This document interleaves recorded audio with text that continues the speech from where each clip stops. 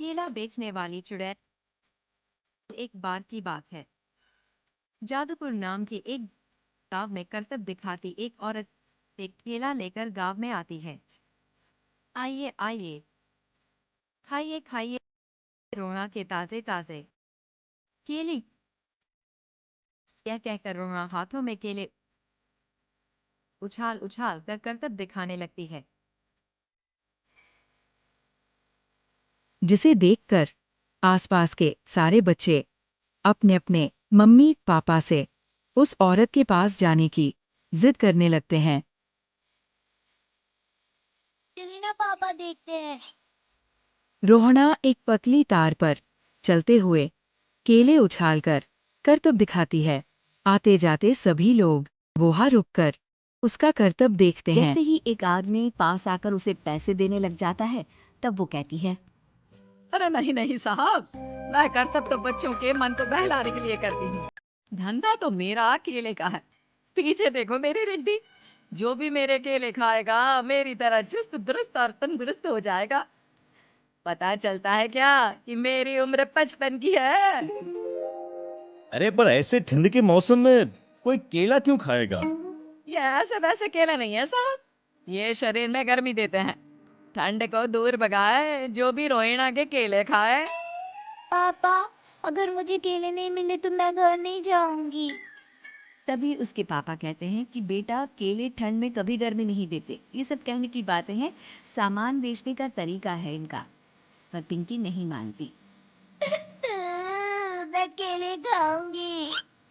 पिंकी की जिद के आगे नत्थू हार जाता है और उसे केले खरीद कर दे देता है। पिंकी खुश होकर केले घर ले आकर खाती है। अब मैं भी करतब करूंगी, कितना मजा आएगा। जादुई केले। पिंकी पहला केला खत्म भी नहीं करती कि वो बेहोश हो जाती है। दूसरे केले से एक काला धुआं आता है और रोहना चुड़ैल बनकर बाहर निकल आती है। मेरे भूतिया केले बच्चे न खाए, ऐसा हो ही नहीं सकता। जादूपुर वालों, कब तक बचोगे? आ गई हूं मैं रोहना, जिसका कोई नहीं कर सकता सामना।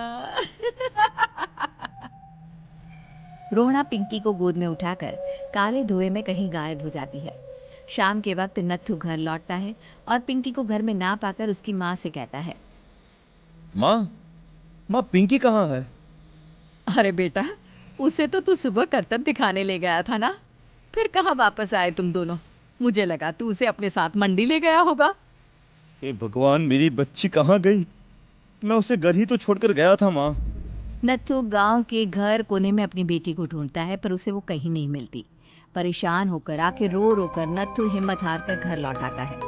अगली सुबह रोहना फिर से करतब दिखाने आती है और इस बार पिंकी की तरह रोनी केले खरीद लेता है।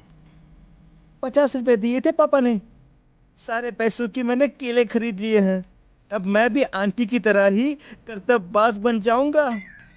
यही सोचते हुए रोनी केले खाता है और पहला अकेला केला आधा खत्म भी नहीं करता कि चुड़ैल उसके सामने आ जाती है। मेरे साथ चलने का समय आ गया है रोनी। ये तो बस शुरुआत है। अब उस गांव के सारे बच्चे धीरे धीरे मेरे कब्जे में होंगे, एक बच्चा भी नहीं बचेगा। ये कहकर रोना रोनी को गोद में लेकर काले धुएं में अदृश्य हो जाती है। इसके बाद हर रोज गांव में से कोई ना कोई बच्चा गायब होता, पर ऐसा क्यों हो रहा है किसी को भी समझ में नहीं आ पा रहा था। रोज की तरह अपनी बेटी पिंकी की तलाश में नत्थू गांव के एक तालाब के पास बैठा रो रहा था। कहाँ गई मेरी पिंकी? शकुंतला के जाने के बाद एक वही तो मेरा सहारा थी। अरे उसकी आत्मा कोस रही होगी मुझे कि मैं अपनी बच्ची को संभाल भी नहीं पाया। नत्थू ये कहता हुआ रो ही रहा था कि तभी तालाब में से उसे शकुंतला की आवाज सुनाई देती है। कहाँ कहाँ कहाँ थी तुम शकुंतला? हमारी बच्ची और सारे गायब हुए बच्चे रोहना के कब्जे में हैं।